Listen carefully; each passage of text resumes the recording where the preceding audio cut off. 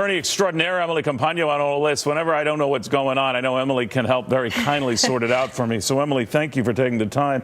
The president obviously has serious grievances given the dozen or so tweets on this whole matter. He's furious. He has every right to be, and a lot of his friends are saying you have every right to be. But is it risky meeting with the FBI director and the deputy attorney general and this matter comes up?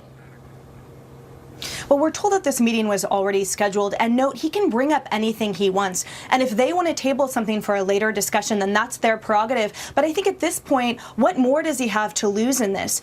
We're hearing kind of this verbal bullet warfare between different elected officials and former CIA director. So at this point, I think it behooves him to say, look, this is what the DOJ needs to do. This is the investigation that needs to occur. Because at this point, all the public has is reading between redacted lines and social media warfare. So it would behoove us all to have an investigation that we can actually count on the results, rather than these elected officials making these conclusory statements that we don't know whether it's in fact truthful.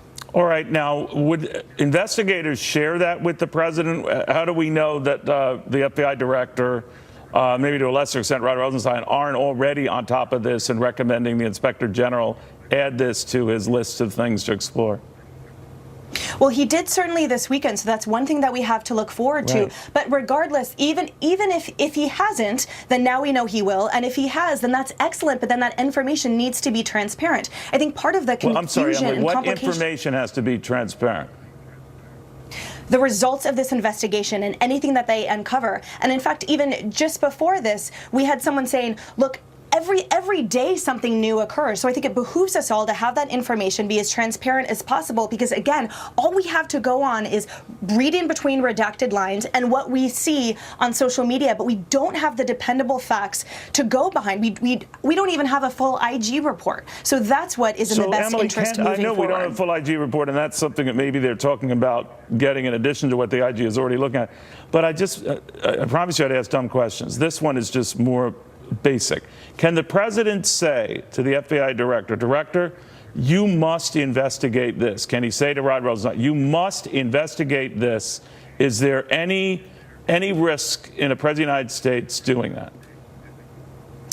That the DOJ is part of the executive branch, so he can understand. Certainly direct them to investigate, correct? And then it's incumbent upon them to then initiate and develop that investigation. I want to be super clear. Just at the behest of the president, that they've looked at this, they might be looking at this in another way. He's putting extreme pressure on them to say, if that were the case, and others tell me just what you did, that he's perfectly within his rights to do that, that doesn't look like a real powerful force, really convincingly trying to get across the idea it would be a really good idea for you to do this. He can absolutely call and order an investigation. He's not saying, I order you to conclude this with your investigation. He's saying, I order you to investigate. And think about what we have coming from Congress and the House. Emily, he can order them. I'm ordering you to do something on this. And if they refuse,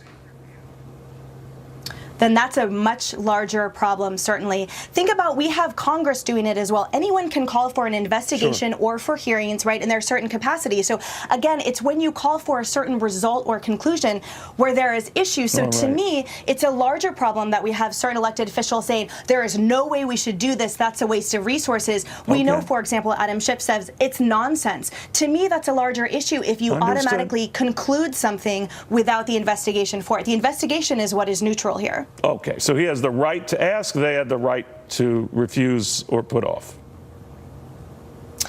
They do not have the, well, they wouldn't have the right to refuse because they work at the behest of the president. That's part of the executive power. But again, it's what they uncover. If they uncover in that investigation, look, there's actually nothing here whatsoever, there's no truth to this, then that would be fine. Got it. Emily, thank you very much. All right.